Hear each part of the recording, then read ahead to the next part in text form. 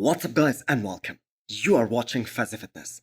So it's not even a question whether Hunter is gonna blow away the competition at this year's Italy Pro, which is happening next weekend, because he will probably win that show, the same way Andrew won this year's Texas. What everyone is wondering right now is how high Hunter is gonna place at this year's Miss Olympia, which by the way is gonna be his 5th consecutive Miss Olympia. Will this be his highest placing ever at this show? Because the thing is, he's gonna have to be in the top 4 to accomplish that task. For those of you guys who do not know, he was in the top 4 at the Olympia back in 2021. He was placed 4th, and that was his best placing to date at this show. But I have to say that physique does not even come close to what we are looking at right now. So we all saw the back of Hunter yesterday, and now it's time to watch some of the front shots. So this is definitely a larger than life version of Hunter Labrada. His conditioning looks absolutely bonkers right now. And what's frightening is that everyone who has seen Hunter in person, they always say that pictures or videos do not do him any justice, especially the size that he has in person. And we saw a glimpse of that at this year's Pittsburgh Pro, when he was standing next to all the top guys, and he was really standing out. Just take a look at the size of him in that front double biceps. Awesome symmetry, amazing flow. And I have to say his midsection is also looking a bit better than last year. So Hunter stuck with his coach Ben Chow all these years, and it looks like they're gonna nail it 100% this time. And let's just hope that he can bring that kind of look on the stage as well. We did saw that at last year's Tampa Pro, so hopefully he can repeat that at this year's Miss Olympia. So right now we do not know whether Ruben is doing Italy or not, but even if he is, he just doesn't have the quality to beat this version of Hunter just yet. So his time will come, but that time isn't in 2024. Next up is the physique update of Joan Pradells, the young sensation from Spain, who made his pro debut in the men's open bodybuilding last year at Emperor Classic Spain, and I have to say in a very deep and a very combative lineup. Now his fans were expecting too much from him, especially at his pro debut, which exactly wasn't fair, as the guy still is very young. I mean, that was only his pro debut. Now some of us were expecting that he is gonna do Spain Pro this year as well, because he was looking in a great condition weeks out of that show. But it seems like he decided to stay in the off-season. And I have to say he has put on an impressive amount of size since 2023. He has improved his aesthetics and his back as well, which by the way was the biggest knock on his physique last year. So if I'm not mistaken, the guy is in his 20s right now, so he has got plenty of time on his hand to keep on getting bigger and hit the show sometime in 2025. So what really improved the most from last year to this year, that is the overall size of his quads. They have just gotten massive this year, and the fact is they were already pretty huge to begin with. So all that combined with his vacuum, that is enabling Juan to have more X-frame, more V-taper. So he has trained with multiple big names of the industry, and that includes the reigning Miss Olympia Derek Linsford as well. And he is getting all that knowledge at such a young age. So Juan for sure is gonna be among those guys who is gonna be the future of men's open bodybuilding, and he is one of those guys to really look forward to in the future. Next up is the update of Michael Krizo. So it is gonna be a tough road to recovery, but Krizo has that champion's mindset, and he is gonna be back better than ever whenever he decides to come back next year, possibly as soon as the Arnold 2025. So for those of you guys who do not know, Michael suffered from a shoulder injury while prepping for Spain Pro, and that was the main reason Michael did not show up at his best in Spain.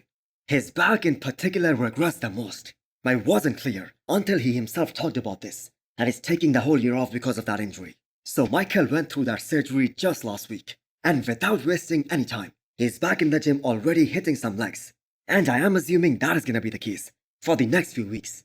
And that is his unconditional love for training. We saw the same attitude from Charles Griffin as well, after he tore his pec last year. And he actually took all that time to take his legs to a whole different level. So it is really unfortunate that Michael won't be competing at this year's Miss Olympia. Otherwise, predicting that top 10, that would have been kinda impossible, because Michael at his best, he's a top 10 guy irrespective of how deep the lineup is. So let's wish Michael a speedy recovery, and hopefully we are gonna see him at the Arnold Classic Ohio in 2025. A lot of new talented guys, they are gonna be making their Classic Physique Olympia debut this year.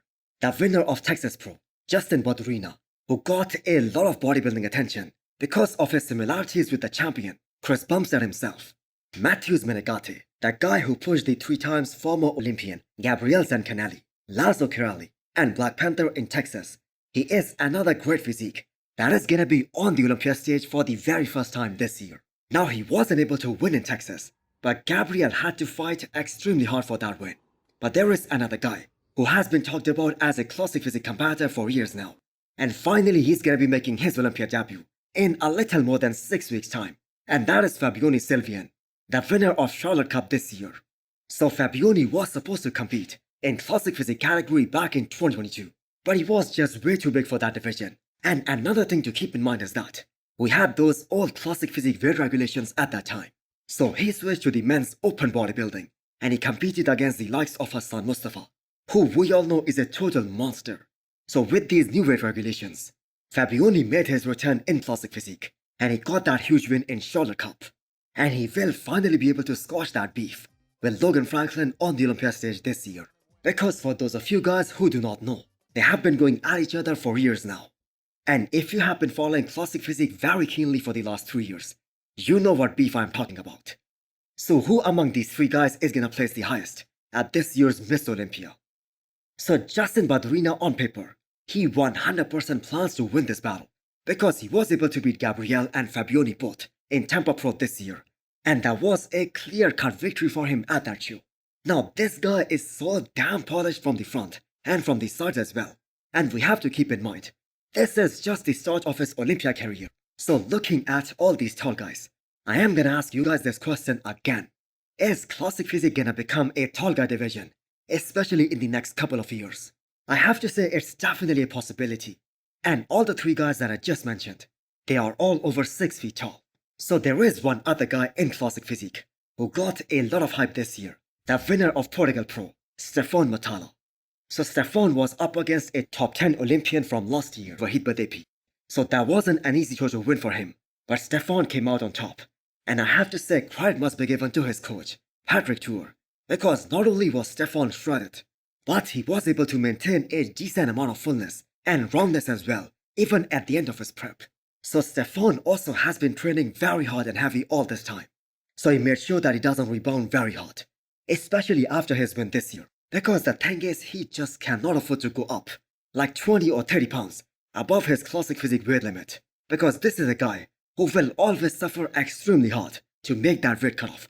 He will always sacrifice some muscle to get to that weight cap. So I'm sure he will always be in the striking range.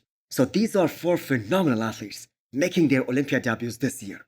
So what do you guys think? Who is gonna place the highest? And also hit the thumbs up button if you liked the video. And smash the subscribe button if you wanna come back for more. Thanks for watching.